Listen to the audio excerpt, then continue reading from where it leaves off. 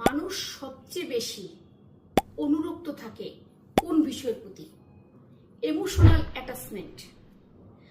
অর্থাৎ তার যদি অনুভূতিক স্পর্শ থাকে, অর্থাৎ স্পর্শটি বা সম্পর্কটি যদি অনুভূতির সাথে জড়িয়ে যায়, তাহলে মানুষ তার প্রতি বেশি অনুরক্ত হয়।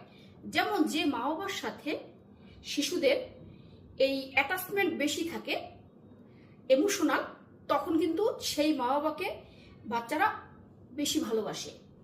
শুধু তাই নয়, এই ইমোশনাল অ্যাটাচমেন্টের কারণে তারা অনেক কিছু ছেড়ে দিতেও রাজি হয়ে যায়।